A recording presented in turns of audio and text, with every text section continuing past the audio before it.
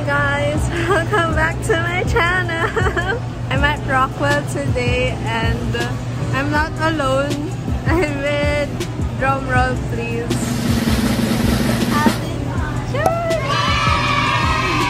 we're gonna mukbang. Yeah, we're gonna mukbang and we're gonna say some things. Hopefully hindi kami ma-cancel. So it's like Eat with me and Ate Julia podcast.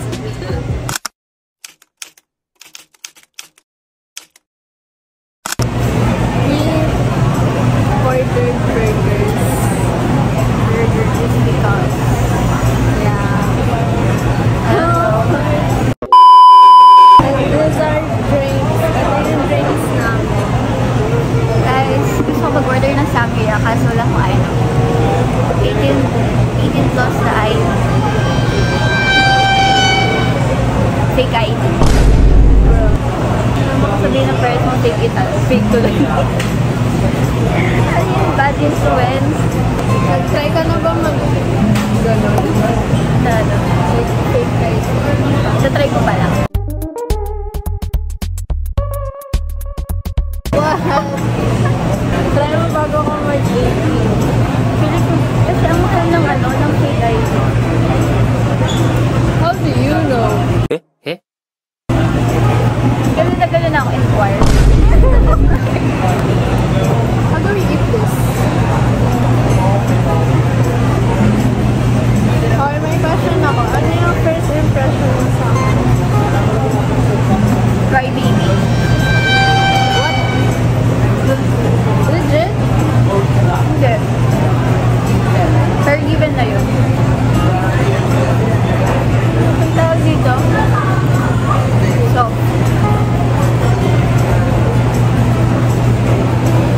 Or like mataray. Softly na mataray. Wait lang. May inisip ako eh. Like, paano mo ka nakilala from si ganito or by IG? Or kay ganito? Hindi, kay ano? Guys, kay... Hindi naman nata siya manunod eh. Hindi kasi... Siyempre, like, nag-switch ng phones minsan. And minsan, di ba, ka-chat ganyan. So, like, ganun ka halala. Pero alam mo naman na like parang kuya ko lang siya.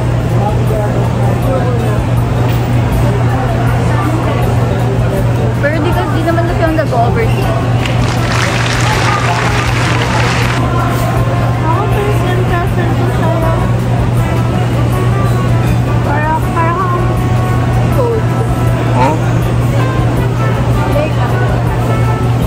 Like yung nung una kita nakita, parang may pagka-cold siya. Talagang cold ako yun. Well, hindi. I mean, like, di ba grade, ano ba? Grade 11 or grade 12? Kasi syempre, ano, yung kasama ko lagi.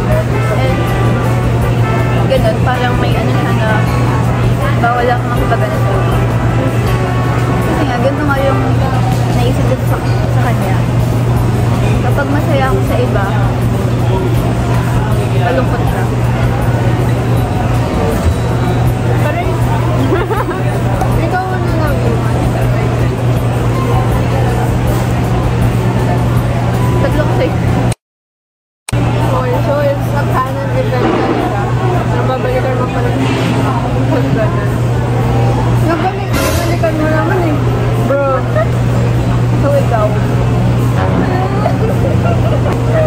What's the question? Mabalikan mo ba?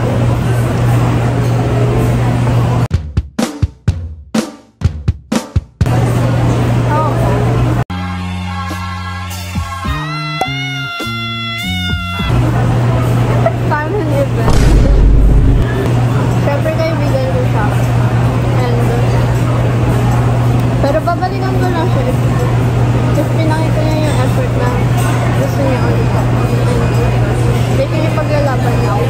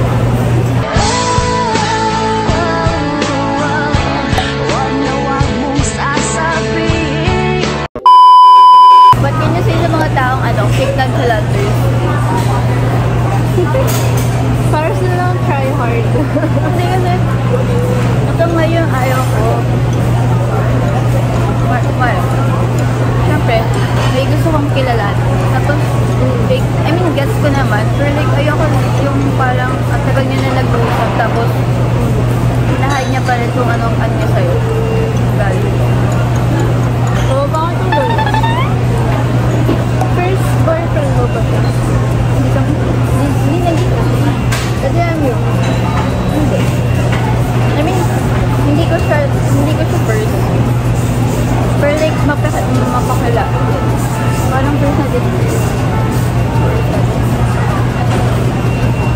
Madami ka na din katokomusti. Nagkausap. Weh? What the hell? Talaga? Lalo na nung pandemic. Well, oo nga. Ito yun lang. Yun lang. Like, serious or like fling lang? Both. Grabe naman.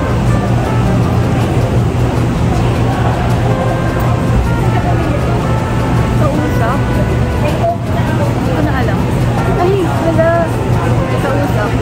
Counted ba dun si ano? No! Diba? Pero onti lang eh. Bilang lang? Yung sa serious, 2 to 3 lang. Tapos yung fling, I mean talk,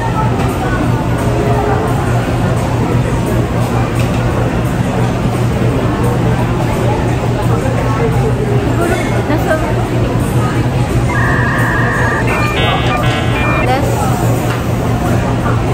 less than 5 ganun, or 5.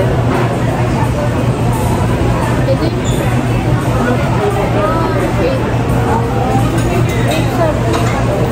Ako?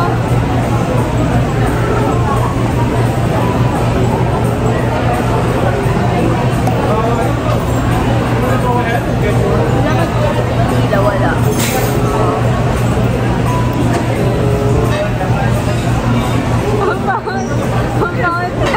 Bakit sila nagbibilang tayo? Yeah.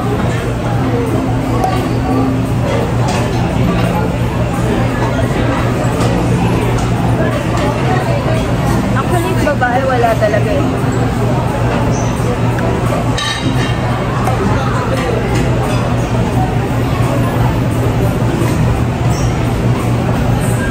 Yan daw. 7 rin ako. Yung first MU ko. Name drop ko na lang, di mo naman kilala. Pero yung sa sensor ko. Si second MU ko. Si from DPPC. Kalimutan ko rin yung pangalan ng isa, pero nakalimutan ko rin kung saan school siya, pero taekwondo player siya. Tapos si ayun na. Yun yung mga naging kausap ko talaga. Hindi siya yun. So, resell.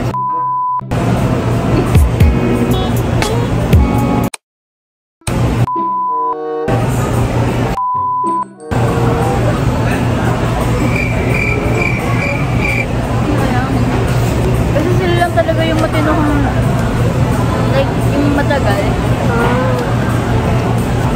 Okay. MU kami. For 1 week. Paano yun? Kasi yung kay...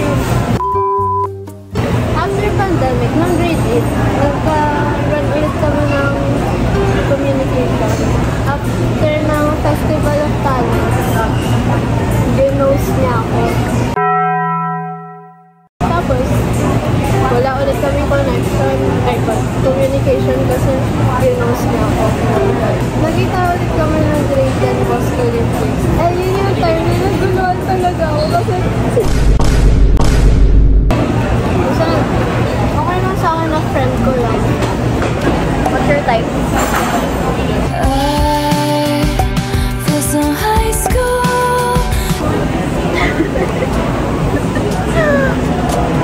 Nag-flashback ako. Turnover namin. Tinanong ako ng grade 9. May mga lumapit siya na grade 9 boys.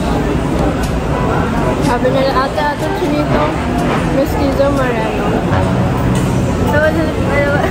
Sabi ko,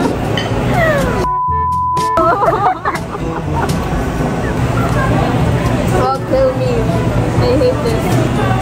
Pero wala naman ang type. Depende.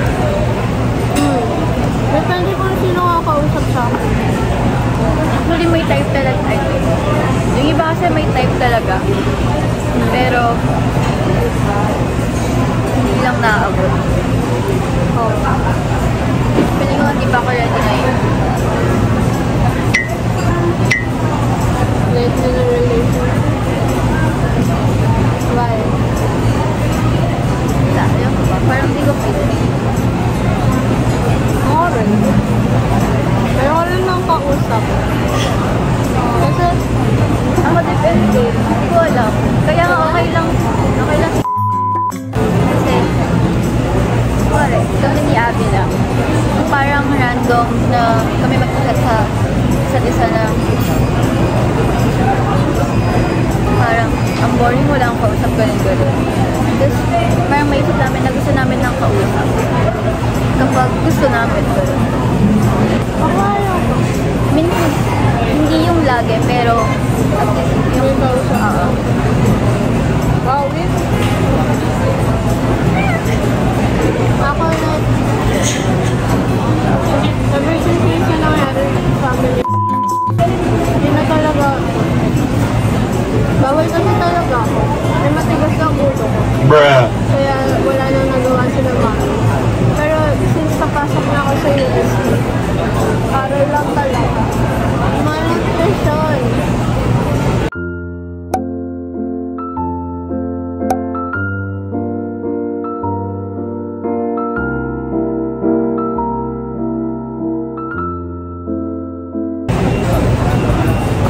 Pero saan mo balak mag-ano? College?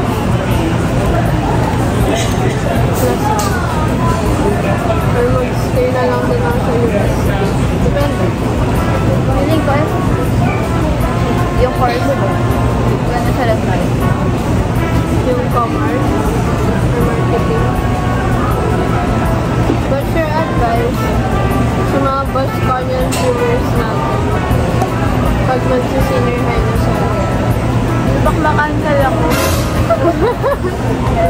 Kapag STEM.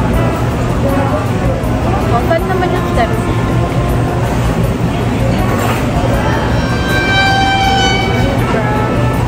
Pero syempre depende sa teacher. Nahirap ba mag-senior high? Sa BBS? Or like in general?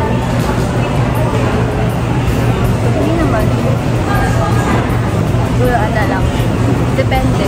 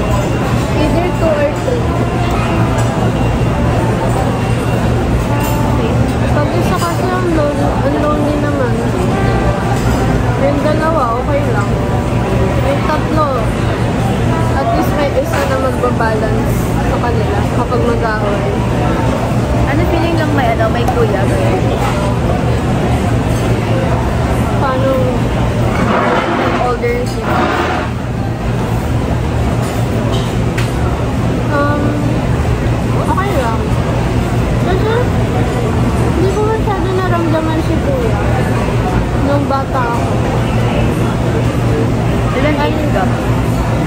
5. 21, 22 na siya. Eh? Oo, 22 na siya.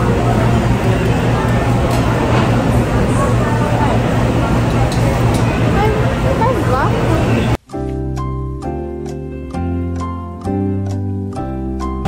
Yeah, 5. Oh my God, I'm so hot nap. Iba pa rin kasi if may ate ko eh. Kaya gusto ko rin ng ate. Wait, we need to think of a last question before we end the video. Wala na akong maisip. Ano lang, what fear have you overcome? What fear have you overcome? Or are you working to overcome? Pagpapasok ng US.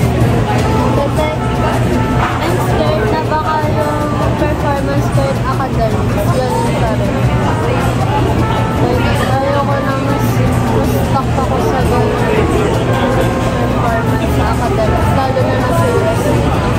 Pero inisip ko na, hindi ko hahayaan na nangyari sa akin. Kasi syempre, USC na yan, hindi ko talaga mag-verify forever. Kasi yun yung fear ko. What about you? Ano, college. Lang college talaga. Kasi, what if yung course ko, parang kalagitnaan. Parang doon ko may isipan na mag-iba yung isip ko. Yun na yung nakakatakot. Pero it is kaya na. You just gotta think na kaya. And paninibigay mo talaga yan.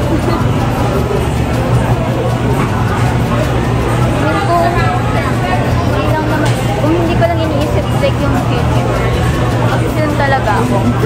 Hindi ko naman sinasabing wala akong future sa film.